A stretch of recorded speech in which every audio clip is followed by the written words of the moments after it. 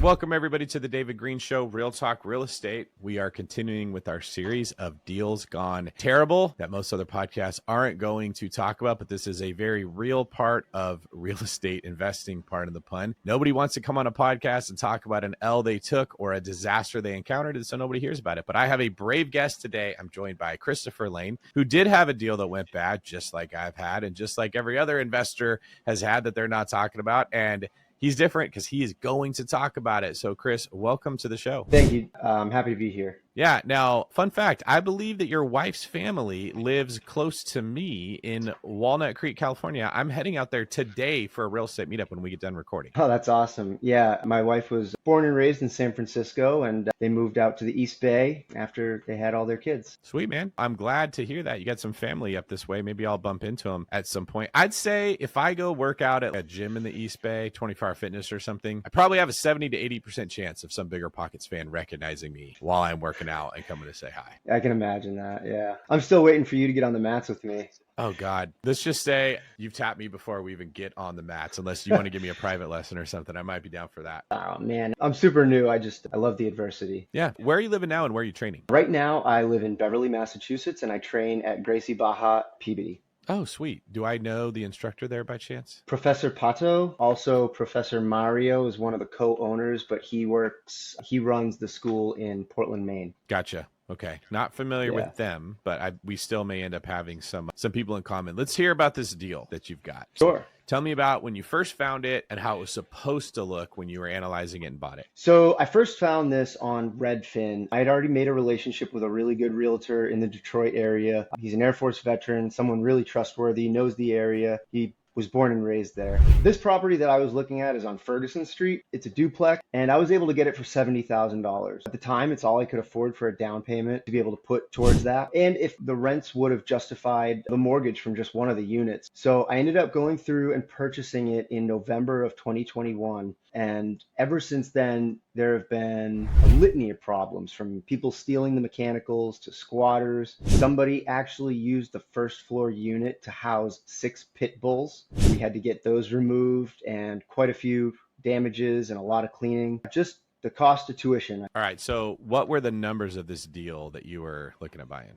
So the asking price was $70,000. I was able to put down 25%. I locked in at a 6.25% interest rate. My mortgage payment was about $600 and some odd dollars. Each unit on Rentometer was going for between $850 and $950. Each unit was a 2-bed, 1-bath with a shared basement with laundry. Okay. And what was the purchase price you were looking at, and what do you think the ARV was? The purchase price was $70,000, and I thought the ARV was about 80 to 85 based on some comps and comparisons. Okay, so this was obviously a cash flow deal that you were looking at because it had a high cash on cash return. Yes, exactly. That was the intent for sure. All right. In my framework, I've got a new book that's going to be coming out about the 10 ways you make money in real estate. I refer to what you're talking about as natural cash flow, like the cash flow you get when you first buy a property. Did you have any value add component to this thing? Was there a plan to improve it and make it perform better? Yeah, actually, both of the units were painted hardwood floors. They had pretty rundown kitchens, very old appliances, old windows. And these were some of the things that I had saved up some capital to be able to reinvest and boost the revenue, make it a little bit of a nicer place, and try to provide a good place for someone to live. Okay, so you go in, you pay $70,000. Does it appraise for 70 or does it appraise for the 85? I believe it appraised for 79 now. Okay, so you walked into a little bit of equity. That's about 10 grand, but still, when it's only a $70,000 house, that's like probably 12% equity. It's a good number. Yeah, aim small, miss small was my strategy going in, just because I didn't have a lot of money to be able to throw at a house $250,000 or more. Okay, so you buy it. It's a cash flow play. What was your experience like once you got it? Once I got it, it sat vacant until I found a suitable property manager. They struggled to find anybody to rent either of the units. And during that time, it was vacant. It was actually burglarized. The mechanicals were stolen out of the basement. All the appliances were stolen. And I had to replace all those just to get it back to where it was and rentable. Eventually, they did get it rented to somebody who turned out wasn't even living there. And that was the person that was using the bottom unit to store all their pit bulls. Yeah. So that was One of the things that I teach is you could change anything about a property other than the location. Do you feel like this was not the best location?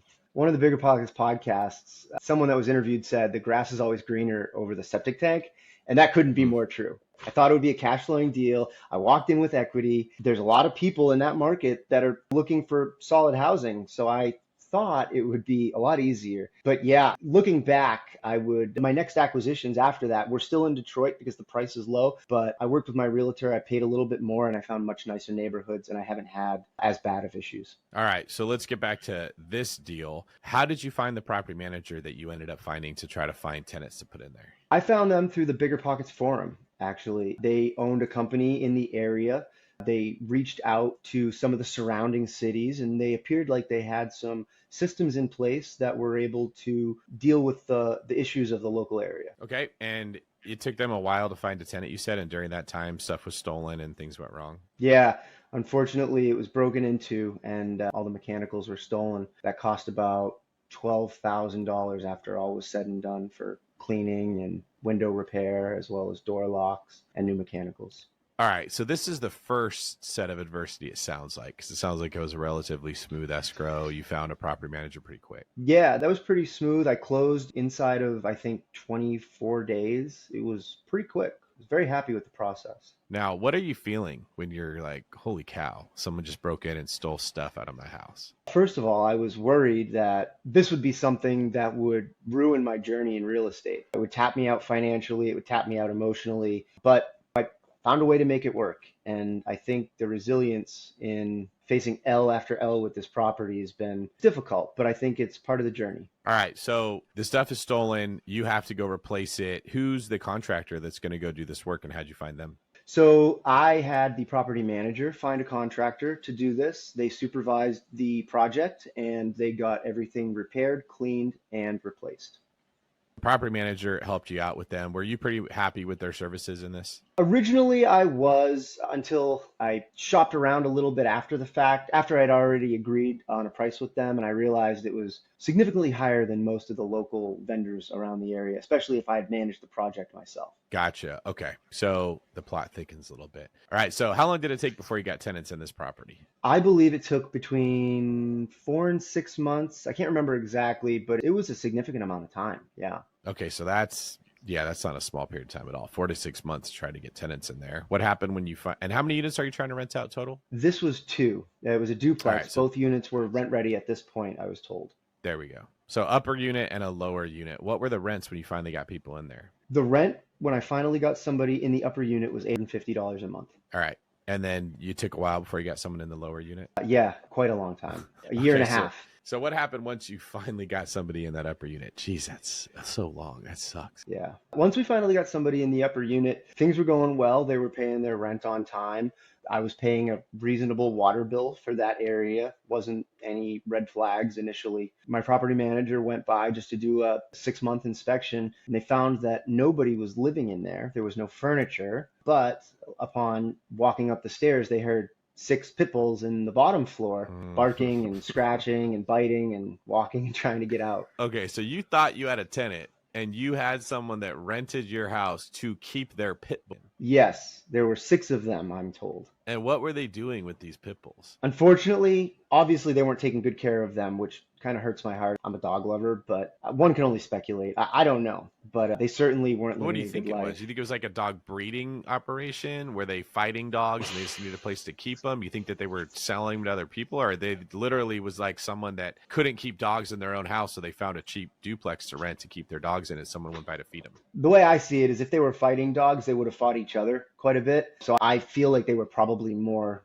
tailored towards breeding. They're pit bulls. I feel like a lot of people want those. They could have made quite a bit of money from that. Okay, so what did you do when you found 6 pit bulls inside your unit and nobody living in it? I really didn't know what to do. I reached out to my realtor, reached out to my property manager, reached out to one of my mentors, and I just said, what would you guys do? The property manager had already called animal control and gotten them removed.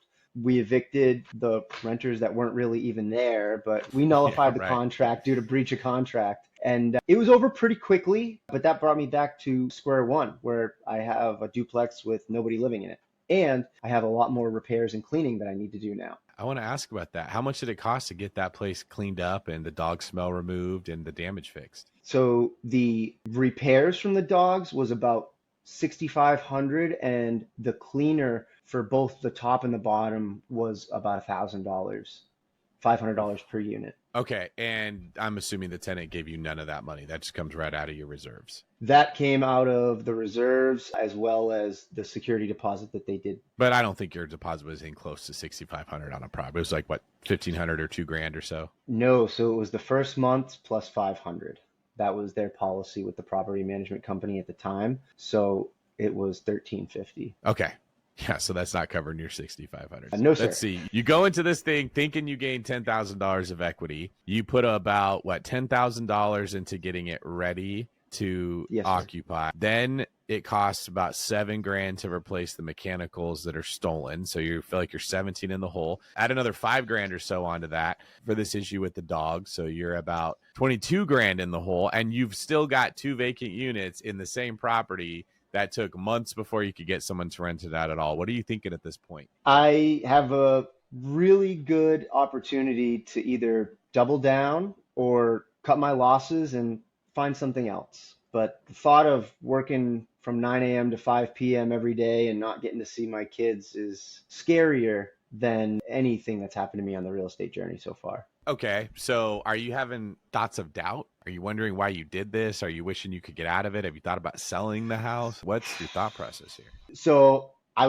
thought I was crazy. I was certainly doubting my decisions. My wife thought I was just farting away money in the wind as a hobby because this would just be something that, I would chalk up to an experience that never turned into anything beneficial. My family thought I was crazy. My mentor told me that it takes time, but you're learning valuable lessons, but I'd probably think about starting over. And it was just a lot of just chaos mentally and emotionally, and it was pretty low, man. I was really close to just walking away from everything. And to be honest, I did list that house for sale to try to get out of it, but that brought a whole other bunch of problems. The offers wanted new windows, they wanted new flooring, they wanted all kinds of repairs to be made that I just didn't have the money for at that point. When you bought this property, had you ever thought this could happen? Had you heard stories of real estate investors dealing with this? Were you thinking you're the only person that's ever had something go this bad?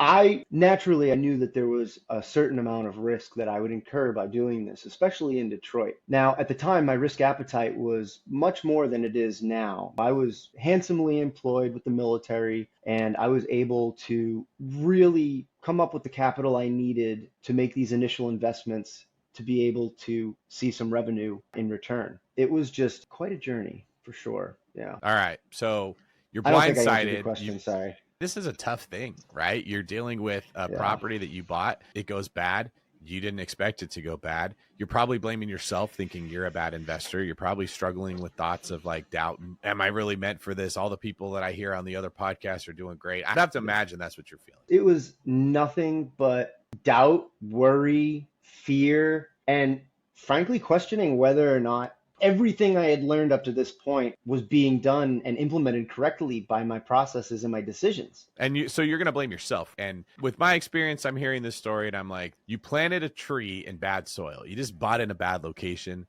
You didn't recognize it. All the fruit that tree produces is going to be corrupted. And every issue you're talking about is a symptom of buying in the wrong location, which a new investor, it's super easy to do that. But I'm sure you're not looking at it that way. You're thinking there's something wrong with you.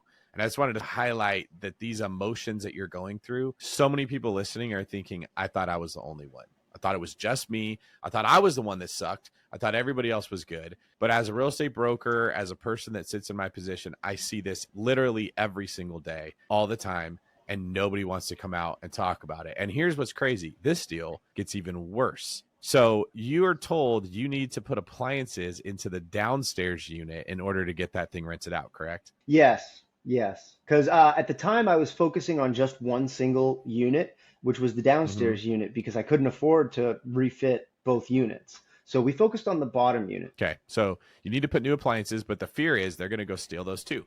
Because if you have a property that's vacant, it invites theft like you've already had with the mechanicals that got stolen out of the bottom unit. So you order these and the property manager tells you we're going to keep them in storage so that they're not stolen, but you want these to be in the photos that are going to be advertising for rent, correct? Yeah, I figured it would probably be a little bit more prudent to show a fully outfitted kitchen with a refrigerator, a stove. Things like that would probably attract more inquiries and people wanting to come and view the apartment. Okay, so what happens when you pay for these appliances and they don't get put in the unit? Yeah, so for about two weeks to a month, I was told that these appliances were all in storage. They had gotten used appliances to save me a little bit of money. I paid to be able to acquire them in the first place at the very beginning of this conversation. And it had been 2 weeks. I started asking, hey, can we get some pictures with the appliances in the property? I'll happily pay for the, moving them there, taking the photos, and then moving them out back to storage. They said they don't recommend that. And then it was, well, we can't find somebody that's available today or this week. And then I insisted that they do that. And then it came to, we actually didn't buy them yet. We have the money. We know what we want to buy. We just haven't done that. And we don't think you should until you have somebody with a signed lease. Yeah. I have been in a situation like this myself and it's not good. All right. So they're telling you we have the money. Don't worry. We're going to buy them when we get a signed lease, which sounds logical. You want to see the invoices for what they spent the money on, or you want them to send the money back. Is that right? Yeah, originally they had told me that they had purchased them. So it was at that point I was like, let me see the invoice. I want to see what you guys are using this money on. I had to make a very big contribution to them to do it. And I wanted to supervise and make sure that my money was being spent wisely. And after about a week of it not getting produced, that's when I insisted that they be put in, calling their bluff. I don't know if you guys really have them. And that's when they told me that we have the money, but we know what we're going to get. We just won't yet until we have a lease. All right. So that's not cool. Did you ask for them to send the money back until they actually were going to be purchased? No, I asked them to purchase the appliances and I told them that I would take ownership if they got stolen, but I would like them purchased, I would like them installed, and I would like new marketing photos to be published online by the end of the week. All right. So what was their response when you told them very clearly, very directly, here's what I want? They said, if you're comfortable with that, we'll do that.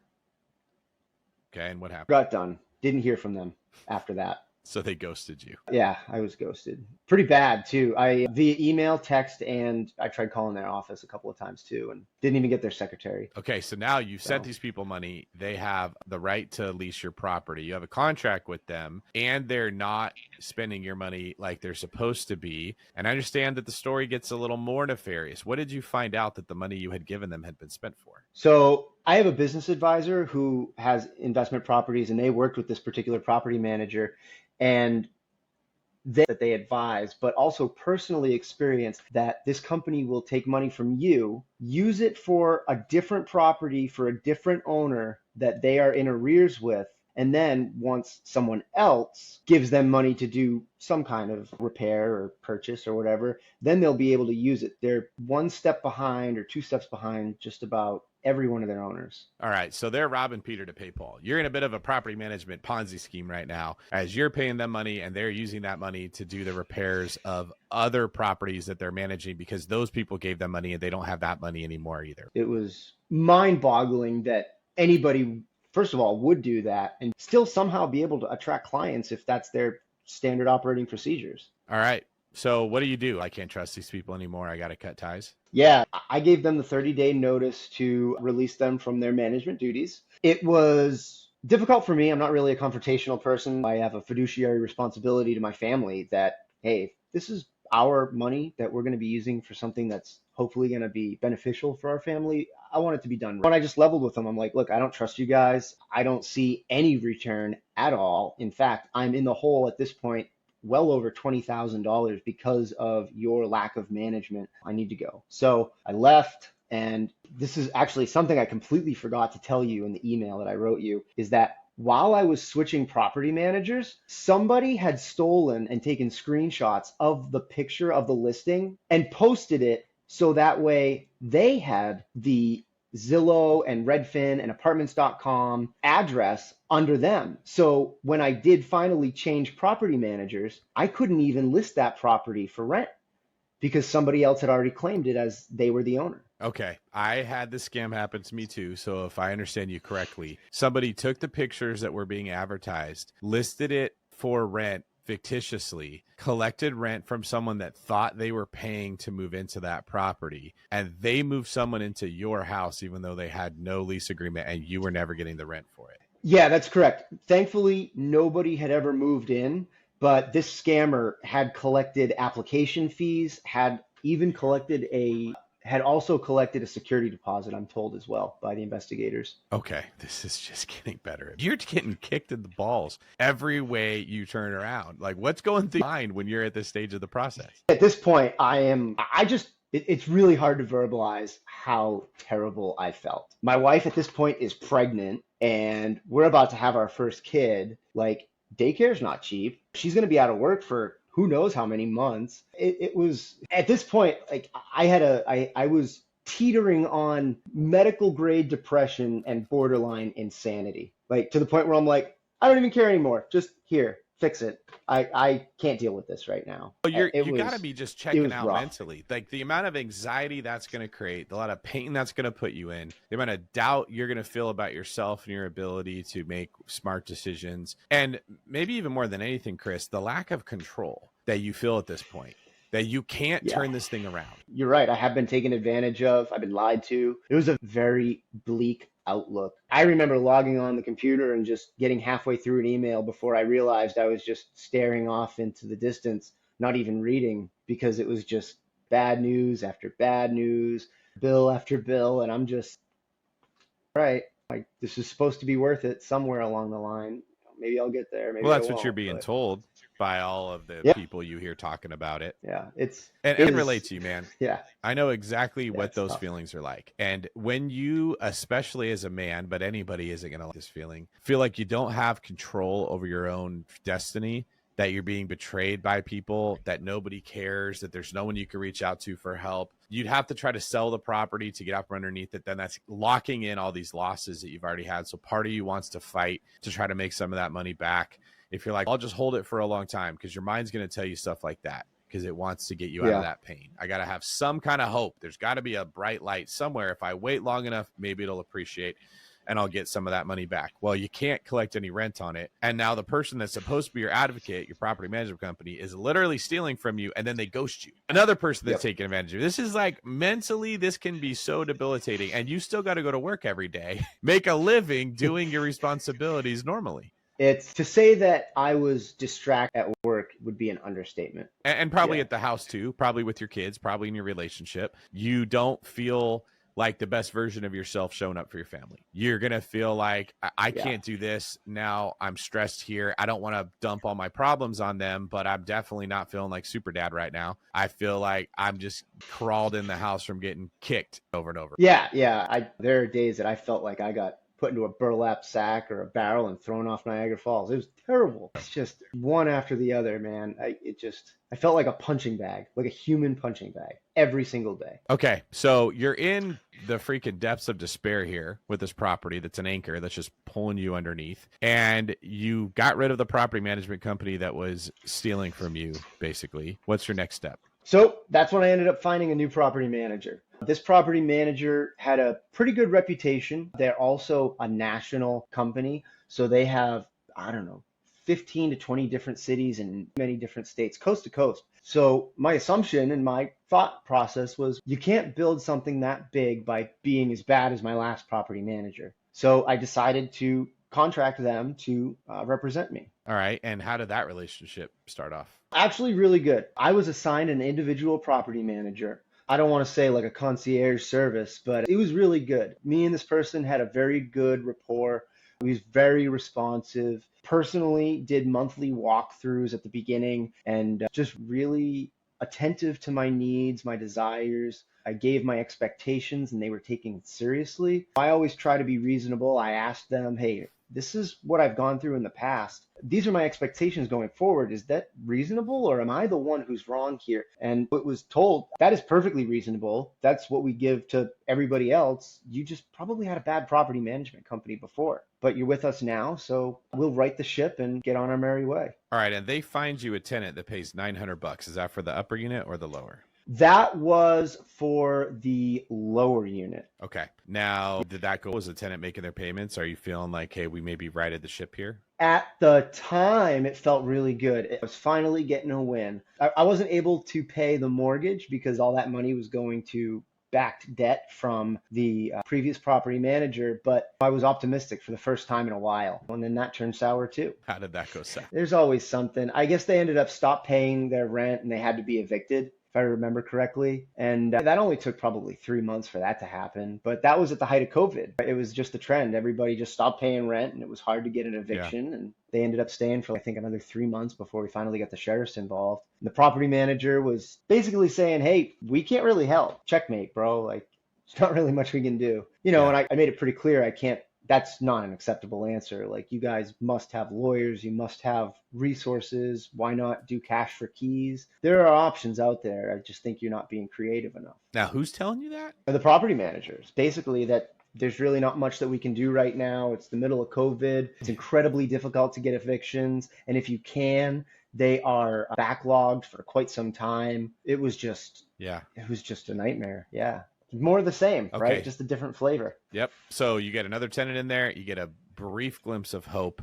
You think maybe the pain's going to go away. You stop the bleeding. Nope. Stitches come out. Blood's gushing again everywhere. You're right back to the gory mess that this property has been. Now, you take a HELOC on one of your other properties and pull out $100,000 to make some of the repairs you need to do on this one, hoping that might fix your problem. And you buy a couple more properties, right? Yeah. At the time, I was really blessed. I had quite a bit of equity at my house in Oceanside, California. I took out $100,000 on a home equity line of credit. I was able to make all the repairs that I needed to. I didn't go forward and do the additional repairs, the value add that I had planned on. I was starting to wise up at this point and realize that there might be more of the same and I'd need to have some capital in reserve. So I did just that. I did, however, use some of that money to go buy 2 other single family properties. Those are the ones in much nicer neighborhoods. This guy that your tenant goes in, you have to evict them. The property management company is basically, hey, it's COVID. There's not a whole lot that we can do here. It turns out that this company ends up going through some maybe internal struggles, you could say. You get bounced around from person to person. They probably didn't have a whole lot of solidarity or security within their internal ranks. Is that fair? So unbeknownst to me, Detroit was one of their emerging markets, as they call it, where they were starting to grasp a foothold and become a good property manager in that area. After some of the issues that I had experienced with them and some issues that other clients had experienced with them, they decided to, my individual property manager, he ended up telling me, hey, we need you to pay for everything up front or we can't do any more business with you and I might lose my job because I'm not collecting from you appropriately. Part of their contract does say that any remaining balances will be subject to a 6% fee, which is fine because I'm optimistic with rose-colored glasses and I think that's okay. I'll get somebody in there soon. It never happened and he ended up getting terminated. I was assigned his boss because they considered me somebody who had multiple properties, multiple doors, and they had only been able to place one person in one unit that turned out to be evicted eventually. So they wanted to make sure that I was treated well. I worked with this person for a couple more months. Nothing happened, more of the same, just vacant units everywhere to the point where I went on Facebook Marketplace and Craigslist. I listed this myself. I used the photos from when I tried to sell it as the advertising photos for both units for rent. I found a person within 2 weeks and we had his background done. We checked his income. And this is all me, by the way. I say we because me and my wife worked together on this. And he was a veteran. He was on fixed income. I have a soft spot for that. And he ended up moving in, and I told the company that I was working with at the time, hey, just treat him as an existing tenant. I want you to sign over the lease as if he is one of my tenants that was there, as if, and then just lease him over as if you guys just took over the property. So they did.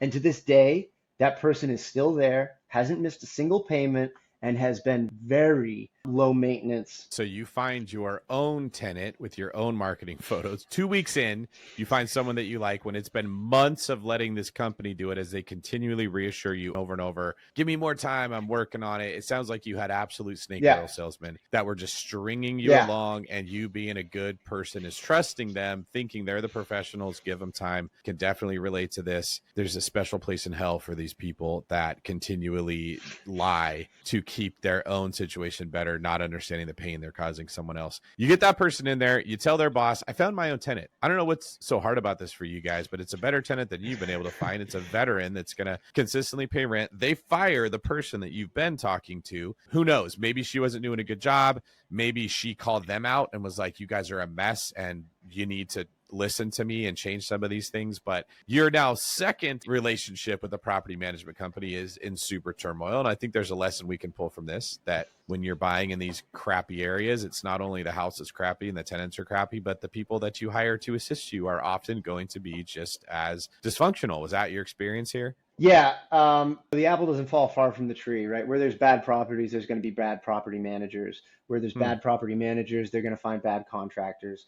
Where there's bad contractors, they're going to find bad subcontractors, and they won't supervise, they won't bill accurately. Usually it's going to be in their favor when they do bill, not necessarily yours. And it's just been that it's a whole ecosystem of just bad place to do business, it seems. I think you hit the nail on the head. Like, you're not going to have talented individuals that are in a positive place in life in areas where the tenants are causing headaches and people are stealing stuff and there's not a lot of meat on the bone because the rents aren't very high. It makes sense when you're on the outside looking in, or when you're at the end with hindsight looking back at how you got here. But when you're in the journey, which is what we are talking about today, you don't understand any of that. You're blaming yourself. You think you suck. It feels hopeless. The kind of thoughts you'll have are crazy. You could be thinking about just like ending it all. You could be thinking about ending it all from a financial standpoint. Just, I don't want to do this anymore. Part of you just wants to like let it go to foreclosure, move, start a whole new thing. And then if anything happens at work, if anything happens with like your partner not happy that you didn't help with the dishes, it could just feel like the straw that broke the camel's back. So are you still just barely hanging on at this point? I pride myself in resilience. I've been through a lot in my life, served in the military. There's been a lot of shared suffering. And one of the things that I've learned is that you can take two different lenses with which you can look at life. It's either darkest before the dawn, or it's always darkest before it's pitch black. And I choose the former. And I'm not going to say it wasn't hard. Every day to wake up, put my feet on the floor, get out of bed, go take a shower, and come down to my email where I know I'm just going to see more bad news, more bills. Somebody broke in, somebody stole this, somebody hurt themselves, God forbid.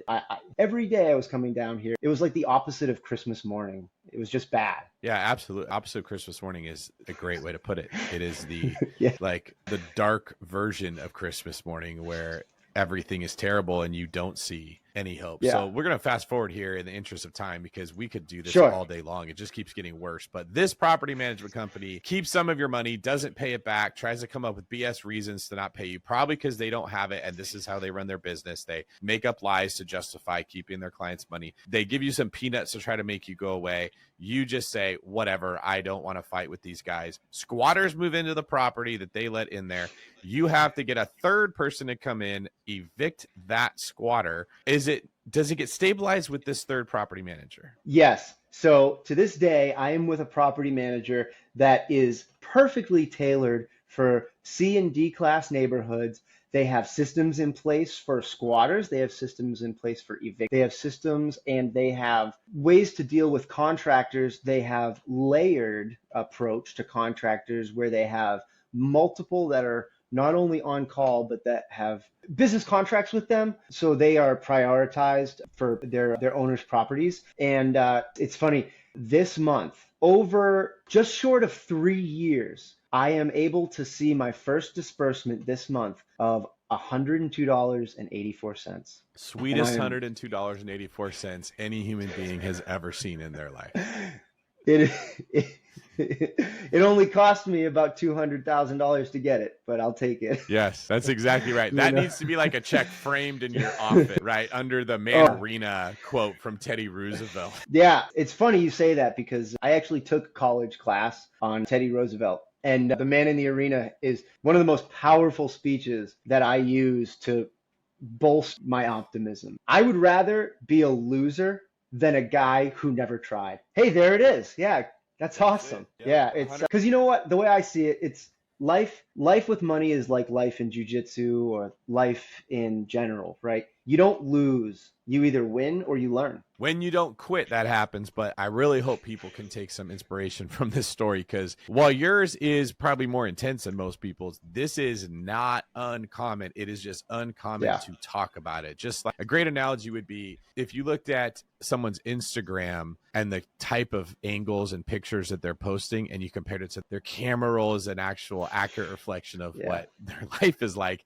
not their Instagram, but YouTube shows, podcasts, social media gurus, they're showing you the Instagram reels. They're not showing you the truth. So I commend you for coming on here. I like the quote that you sent me in this email. You said, the only thing that kept me going is when you and Brandon interviewed a literal rocket scientist who said escape velocity is reached after about 95% of your fuel is used. I keep thinking of this, and I've written it on my whiteboard in my office. I know when I get this down, it will be the most rewarding task I have accomplished in my life. Yeah. As a task, it absolutely will be. Marrying my wife, that takes the cake. But as far as doing something for the family, this is it. This is it. I want to be around for my children, and I want to be able to spend time with them. I don't want to have to slave away behind a desk staring at Excel sheets, and that's what I do it for. Yeah. Now, a few key points to take away from, because you finally got the thing rented, it's stabilized. Is it cash flowing now? Yes, I am just able to cover mortgage and insurance. Okay. And you're probably happy with that right now because the nightmare's over. I thank the Lord every day that I'm getting something. You would have lost the property completely if not for the fact that you were working a full-time job and you got paid a decent wage. You would not be getting paid a decent wage if you were not a person that pursued excellence, worked hard, and conducted yourself with integrity. These are values, these are virtues, and they saved your bacon. Because you went out there and you tried something new, which everyone should commend you for. I think everyone does, and they respect hearing what you've been through. But you would have been killed by that if you had quit your job and said, I got a little bit of cash flow, I'm good. It was the commitment to excellence and hard work and doing your job in this world that kept you alive. You didn't quit when it got hard, which would have left a horrible taste in your mouth, and you wouldn't have figured out some things. And you had some faith in God that you were going to get through this. Now, your journey in your relationship with God, how you see him, how he sees you. I know we often throw around the phrase relationship with God very casually. It means different things to different people. How did that change going through this experience? I never questioned God's love for me. I never questioned my relationship with him. I often questioned whether or not this was the path that he wanted me to go down in life, because I know he has a plan for me. Yeah, exactly. You know, you pray for patience. You meet somebody that's super annoying that you have to learn to be patient. You pray for strength and you get nothing but adversity, and it makes you stronger. And be careful what you pray for, because you get it. But at the end of the day, this is one of the things that I have on my millionaire checklist. And I have one of these for when I do get cash flowing enough that I can help others, is I want to buy my local church, or at least rent out a space for them that's big enough for 100 members. That's been on my heart for a long time. So the church that I came from, they're in a strip mall right now because that was the only place that they could find that was big enough. And the church that I go to now is a plant from their church. And I personally believe that I'm called to assist in the success of that church. I don't know what it looks like. That's the tough part, right? I hope I can. And if you want to hear God laugh, tell him your plans, right? I don't know, but I know that this is something that I'm interested in. I know that it's something I'm determined to be successful at. And it's something that I think when I do figure it out, I'll be able to bless the church and other people and people that are less fortunate beyond what I could have ever imagined. And I pray that happens sooner rather than later. But, you know, just like real estate, your relationship with God is a journey. There is no finish line. It is Yeah. your everyday actions. Something that stands out about your story here as we wrap this thing up. When you start jujitsu, let's use an analogy of that. At least when I did, and I imagine everyone else is probably very similar. You have ways of solving problems based on the way you look at the world, and fighting is a problem. It's a pretty high stakes problem. When I was in law enforcement, you would get into conflict with people, and I learned pretty early on from experience and from the more experienced officers. You don't want to let this turn into a long, slow, dragged out affair where they could get your gun, they could get some of the weapons off of your belt, their friends could come and get involved. If there's going to be some kind of conflict, you want it to end very quickly, as suddenly as possible, and that actually minimizes injury to the suspect and yourself. So if they show they're going to resist and I am super hesitant with how I handle that, I'm almost inviting conflict from them, and then it turns into a very long, dangerous thing. Versus if there's a very quick takedown, if it's a forceful thing that ends the conflict right away, it's actually better for everyone. Psychologically, it has to change. You bring that attitude to jujitsu, and you find out very quickly it does not work. You get incredibly tired. That energy conservation is actually a huge part of this, which is, to this day, it's still the hardest part for me. My instructors that are good at this will literally say, you got to learn how to only flex the muscle that you're using right now, as opposed to tensing your entire body. But my habits, everything I've gone through in life, have developed this way of approaching these things where intensity will solve this problem. It doesn't in jujitsu. So you're almost burning away all of the way that you used to look at problems in life and replacing it with a more efficient system that works better. This experience that you had reminds me of that. You had a way of looking at finances, at investing, at what to expect out of buying something, at how to approach a new thing, at a business, at how you're trusting people that are going to work for you. And you got absolutely betrayed and demolished by people that you trusted. Yeah. That will change the way you look at people. Now, I can tell you haven't let it make you bitter, but I do think it's made you wiser. I think you just recognize crappy areas draw crappy managers, which draw crappy contractors. You now have wisdom to recognize something else in life where those things could apply. And in our walk with God, oftentimes when he lets me suffer, like he let you suffer here, because I have some of these situations going on myself, when I don't lose faith in him and his love for me, it forces me to lose faith in the way I used to look at the world. If I had a hunky-dory version of people, if I was easily lied to, if I trusted people too easily, that gets changed from this pain, because pain screams at you. C.S. Lewis once said, pain is like God's megaphone. He can get your attention. And he's only going to put those efforts towards the people who he's interested in changing the way they think, because he has some other plan for them. You're not gonna get instructions in jujitsu if you're not being bred for physical conflict. If you're training to be a rocket scientist, you're gonna go through different kinds of training. So I'm excited to see what God has for you. And for everyone who's listening, hearing your story here, who's going through something similar and asking, why is this happening? Why is this person cheating on me? Why is my kid going through this situation? Why is my financial situation so hard? Why am I having this health difficulty? Whatever it is, don't let it lose your faith in God, but you can lose faith in the framework with which you've looked at the world through. You can let that burn down and let something else grow in its place. Any final words before I let you get out of here, Chris? Yeah. So it's funny, right? I'm a blue belt with 2 stripes, so I'm not that good at jujitsu. But something that jujitsu has taught me about applicability in life is you need to learn to be comfortable being uncomfortable. That's the only way that you can grow. And in jujitsu, if you're still getting blood to your head, if you're still able to breathe, and if your joint isn't just about to snap out of its socket, you're just uncomfortable. You are not in danger. So how I've applied that to real estate is, can I still pay my mortgage? Can I still pay tuition? Can I still put food on the table and gas in our tanks? If I can do all those, whatever else I have left, I am going to use to make sure that this real estate journey of mine is successful. Sweet, Chris. If people want to follow you, where can they find out more about you? I am on Instagram at Lano2007. That's Laneo 2007. And I bum around in the Bigger Pockets forums from time to time, generally just snooping and learning what I can. But I'm happy to respond and reach out. If you're listening to this right now and you feel like you're going through this, like, it does get better. I promise. Because every little victory that you find along the way is going to be magnified into the best day you'll have had all month. And it's really reinforcing. I thank God for that every day. I have never prayed as much as the 2 things that I've got in my life that have given me the most pain. One, my wife and I having to go through IVF. And second, me watching flaming garbage trucks of $100 bills leave my bank account for all of these rental properties. Like, it's just like that'll wake you up quick. But that's all I Thanks, got. Chris. Thanks for being here, and thanks for sharing. If you would like to Yeah, be man. featured on an episode of The David Green Show, head over to davidgreen24.com/ask, where you can submit your question or your story. And please do go send Chris a DM letting him know what you took from his story, that you appreciate him being here, and any follow-up questions that you have. I'll catch you on the next episode of The David Green Show.